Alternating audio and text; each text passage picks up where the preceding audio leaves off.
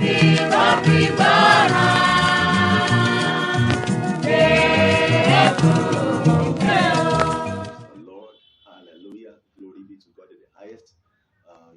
to another edition of Apostolic Church.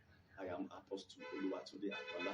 By the special grace of God, I'm the senior pastor of the World Shakers International Christian Center and Twikiti, Nigeria. Today I want to talk to you briefly on 3 things believers should walk in. 3 things that believers should walk in. That means, as a believer, there are 3 things that you are expected to walk in. You know that Christianity is a walk. You know, there are many things that Christianity can be likened unto. Christianity can be likened unto a race. You know, Christianity is a race. Christianity can be likened unto a journey. It's a journey. Christianity can be likened unto a walk. So Christianity is a walk. So as believers that are walking, there are 3 things that you are expected to walk in, and I will explain it to you. Number 1 thing is love. Love. That means every believer, every child of God, every Christian is expected to walk in love. Ephesians chapter 5 verse 2 says something that is very crucial.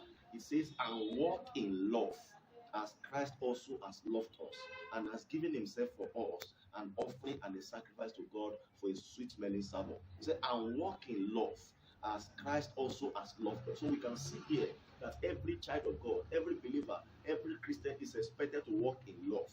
You have to walk in love towards your fellow believers. You have to walk in love towards unbelievers, and you have to walk in love towards God. So there are 3 things, there are 3 people you must love.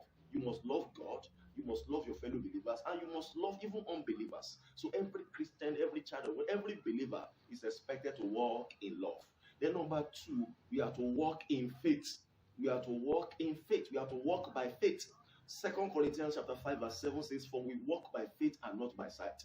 We walk by faith and not by sight. So the believer's walk is a walk of faith. We believe in the impossible. We believe that God is able to do what he says he will do. We believe that God's promises are true, and we believe that God exists and he is able to do all things. So every believer must walk in faith.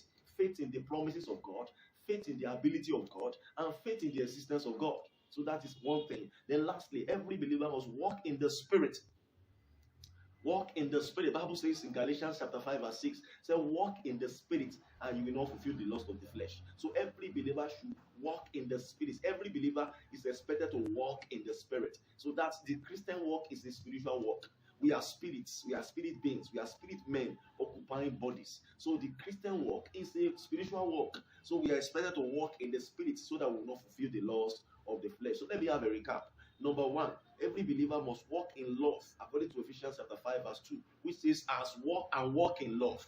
Then number 2, every believer must walk by faith, according to 2 Corinthians chapter 5 verse 7, which says that we walk by faith and not by sight. And every believer must walk in the Spirit, according to Galatians 5, 6, and walk in the Spirit, and you will not fulfill the lust of the flesh. So that's how far we'll be going on to this apostolic charge. The next time I come your way again, I'll be having another wonderful time with ourselves. Till I see you again, I am Apostle Tunde Akinola. I say God bless you.